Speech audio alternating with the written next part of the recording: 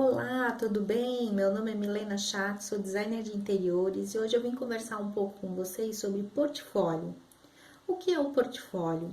Portfólio é uma loja virtual ou pode ser impressa também, onde a gente apresenta o nosso trabalho. São imagens 3D que contam um pouco sobre a nossa história de uma forma bem organizada e bonita.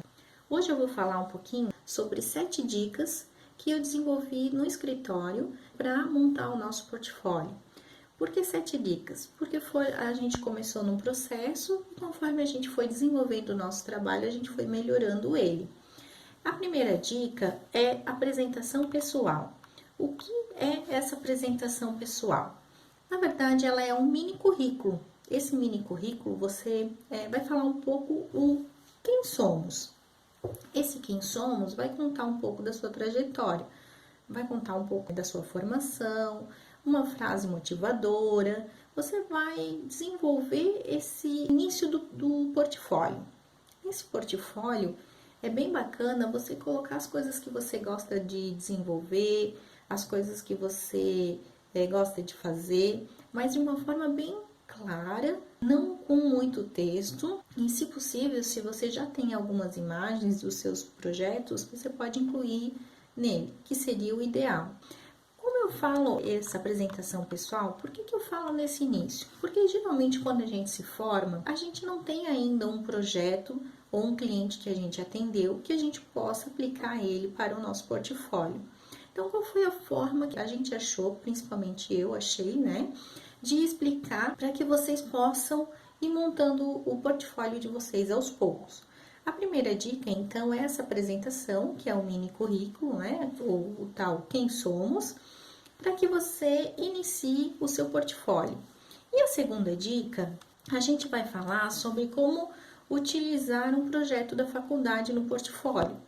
Eu, na verdade, não tive essa oportunidade, porque na faculdade de design nós não temos uma disciplina específica em design de interiores. Porém, a gente tem as disciplinas de ergonomia, a gente tem a disciplina de desenvolvimento de projeto, de produto, onde a gente estuda os ambientes, os móveis e tudo mais. Mas o que acontece? Hoje, eu conversando com outros profissionais, principalmente de arquitetura e alguns cursos técnicos, e como eu também já fui professora do IBDI, a gente percebe que hoje já existem alguns, na grade curricular, uma disciplina específica em design de interiores. E nessa disciplina, a gente acaba desenvolvendo algum projeto, né, no curso, na grade. E o que eu sugiro? Que nessa segunda dica você utilize realmente esse projeto para o seu portfólio. Você aplique ele no seu portfólio. Você pode pegar ele, melhorar ele, se você achar que ele ainda não é indicado e ainda não está adequado para esse projeto, né? Para aplicar ele ao portfólio e melhorar ele. Porém, ele tem que ser organizado e você tem que fazer de uma forma bem clara, bem dedicada a esse portfólio, porque é onde você vai apresentar seus primeiros projetos. Aqui no escritório, né, na forma como eu trabalho, eu também cuido um pouco quando a gente monta um trabalho para o nosso cliente com a linguagem técnica. Como assim a linguagem técnica? Às vezes a gente usa alguns termos muito específicos que o cliente ele não acaba não entendendo. Então é importante que a gente cuide com essa linguagem técnica para que não fique de uma forma que o futuro cliente ele não compreenda, e também não utiliza muitos símbolos, porque esses símbolos ele pode sobrecarregar, até prejudicar a parte estética do portfólio, né? E aí vem uma terceira dica, vocês estão me vendo olhando aqui, é porque meu notebook está aqui do lado, tá, gente? A terceira dica eu vou falar que é um passo que eu tomei como decisão lá no escritório, quando eu montei o meu portfólio, porque como eu não tive essa disciplina e não tive nenhum projeto na faculdade desenvolvido para interiores, eu criei um cliente imaginário. Esse cliente imaginário, ele pode ser a planta da sua casa, do seu apartamento, de algum familiar seu, não importa. Pode ser até uma planta da internet. Você vai lá e busca aí uma planta da internet e começa a trabalhar em cima dela. Aplique essa planta, aproveite e já faça esse teste, né? Até porque na época, no início da nossa carreira profissional, a gente tem bastante tempo ocioso. Então, aproveite esse tempo ocioso para estudar, não para ficar olhando só as redes sociais. Estude e desenvolva esse cliente imaginário. Por quê? Nesse cliente imaginário você também vai ter dúvidas. E é bom, porque daí você vai buscar mais informações. E já aplique a parte de projeto em 3D. Se você não tem conhecimento ainda em 3D, né, num software 3D, eu sugiro que você vá fazer um curso, porque na sua carreira toda isso vai ser bem importante para você. Eu, quando comecei na minha carreira profissional, eu fiz um estágio e isso foi fundamental. Nesse estágio, eu aprendi a utilizar algumas ferramentas, né, alguns softwares, e esses softwares vêm comigo até hoje. Porém, eu agora quase não coloco mais a mão neles, né? Hoje a gente tem uma equipe que desenvolve o 3D e o meu sócio, ele auxilia essa equipe também no 3D. Mas eu tenho conhecimento em Promob, tenho conhecimento em Corel e em outras ferramentas. Aí vocês vão dizer assim, ai, por que o Corel para o cliente de interiores? Porque eu também tenho conhecimento em design gráfico e eu monto o meu portfólio no escritório, né? Então, eu também aplico um pouco desse meu conhecimento para desenvolver o meu produto, que é o meu portfólio. E no começo da carreira, eu também não podia pagar todos os profissionais que vão surgindo no mercado. Então, eu optei em desenvolver esse portfólio, mas depois eu vou, lá na frente, eu vou falar sobre essa dica. Voltando à dica do projeto imaginário, é bem legal vocês desenvolverem esse ambiente já com as imagens em 3D, porque vocês vão utilizar ela no portfólio. Lembre-se, o portfólio, ele tem que ser um produto de fácil apresentação, de fácil visualização, que o cliente goste do que ele está vendo. Então, essas imagens em 3D, elas acabam enriquecendo o seu portfólio. No início, quando a gente desenvolve um portfólio, os nossos clientes, a gente desenvolve o 3D e a gente muitas vezes ainda não tem a obra pronta. Então, o que eu sugiro? No decorrer da sua carreira, vocês vão utilizando as imagens em 3D e depois vocês vão substituindo algumas delas por imagem, né, que seja foto do ambiente. Isso é bem bacana e isso enriquece bastante o portfólio. E a quarta dica que eu sugiro é recursos digitais. Aproveite que a gente está numa onda de mídias digitais, de recursos digitais, e utilize essas ferramentas a seu favor. Hoje a gente tem algumas formas de enviar esse portfólio para o cliente, através de links de Drive, entre outros softwares que vocês podem utilizar. Então, aproveita essa febre, deixa salvo lá de uma forma bem apresentada e que seja fácil do seu cliente, né, ou a pessoa que você precisa enviar, receba de uma forma bem fácil. Outra dica nessa etapa de mídias digitais é que o Instagram hoje ele é um grande aliado, tanto o Instagram como o Facebook, entre outras ferramentas digitais. E ele é um portfólio bacana que as pessoas, né, vão visitar para conhecer seu trabalho. Lá no escritório eu apresento o orçamento, junto com o orçamento eu apresento o meu portfólio de uma forma como se ele fosse um prospecto. Eu apresento o meu trabalho nele, ele fala um pouco sobre mim e o cliente pode levar embora.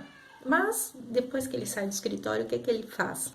É raras as exceções, tá? Mas quase sempre isso acontece. Eles saem do escritório e seguem a gente nas redes sociais. Então lá eu também venho fazendo um trabalho de formiguinha, mas venho fazendo para que, né, a gente desenvolva esse trabalho. A outra dica, além de você utilizar essas redes sociais, né, YouTube, Instagram, Facebook, o quinto passo, que seria a parceria com fornecedores. O que é essa parceria com fornecedores? Através dessa parceria, você pode criar novas oportunidades de atender o cliente e aumentar o seu portfólio. Eu, no início da carreira, criei uma parceria com uma marcenaria. Então, o que acontece? Essa marcenaria, eles não tinham um projetista dentro do espaço deles e eles não tinham quem fizesse o projeto em 3D. Então eu peguei, fiz essa parceria com esse profissional, né, com essa marcenaria, e todos os clientes que apareciam lá eu atendia para eles, fazia o projeto e atendia o cliente.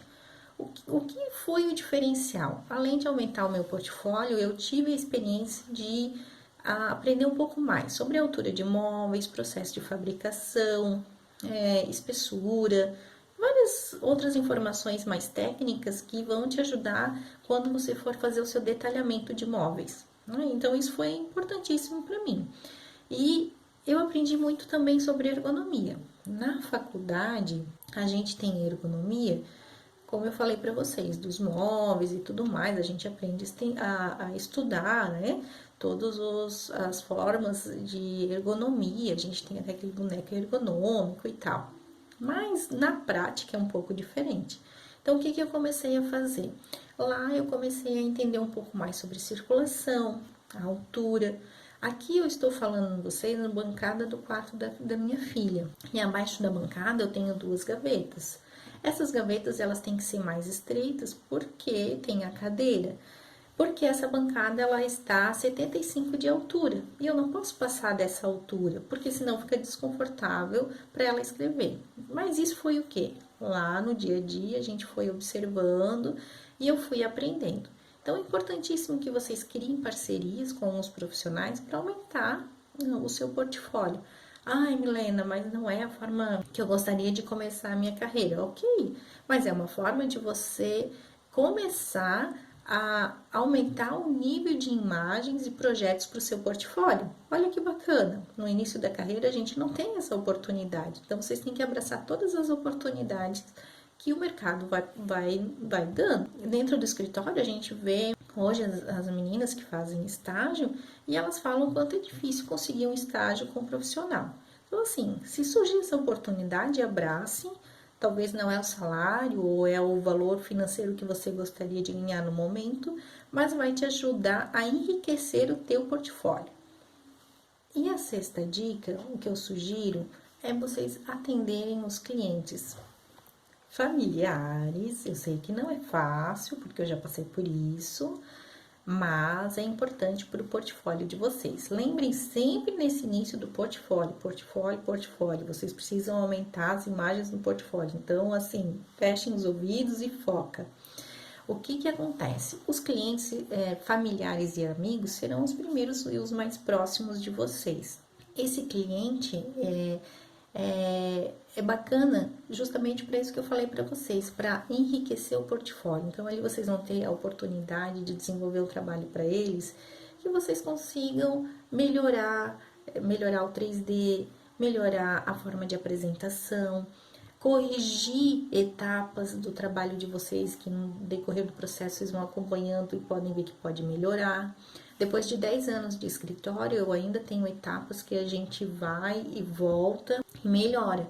Hoje, internamente no escritório, teve uma etapa por falta de comunicação que o projeto não deu sequência. O que eu fiz hoje de manhã, assim que eu cheguei, eu parei, avaliei o processo, corrigi o processo, montamos uma forma para que isso não ocorra mais. Então, isso é importante no processo de desenvolvimento, né, administrativo, de gestão, vocês corrigirem as etapas. E nada melhor que vocês poderem corrigir ali no projeto onde vocês têm a família como apoio. E aí vocês vão observando que vocês podem melhorar a forma de atendimento, várias etapas dentro de um processo de apresentação do projeto. E como eu falo, lembrando sempre que isso agrega no portfólio, vocês vão ter material, conteúdo para apresentar para o cliente de vocês. A última dica que eu vou passar hoje para vocês é sobre o prospecto. O prospecto ele fecha as 7 dicas que eu dei hoje. O que é esse prospecto? Esse prospecto é aquilo que eu desenvolvi para mim e eu estou passando para vocês como experiência. Quando eu apresento um orçamento, eu desenvolvi um prospecto onde fala quem somos, ele apresenta a etapa de como eu vou atender esse cliente e ele também apresenta fotos dos ambientes que eu já desenvolvi. E isso enche os olhos do cliente. Tem uma etapa do meu prospecto que eu apresento uma imagem em 3D e uma imagem da foto, né, uma foto desse 3D, desse ambiente executado. E aí eu mostro a perfeição do projeto em 3D que nós trabalhamos.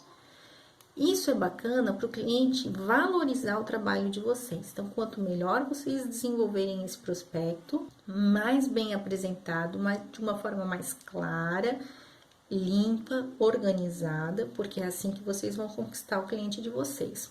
Um prospecto, um portfólio bem organizado, mostra a capacidade de vocês. Então, quando vocês pegarem esse prospecto, vocês, mas Milena, como que é? Não tem muito segredo, porque vocês têm que se visualizarem como cliente.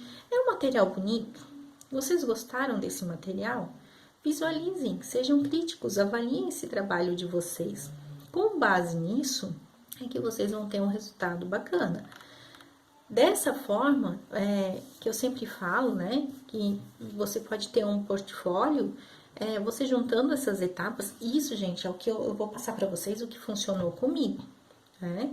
E que se no começo da carreira tivessem me dado essas dicas, eu tinha encurtado muitas etapas, porém não recebi essas dicas lá no começo da carreira, então levei 10 anos para montar toda essa experiência.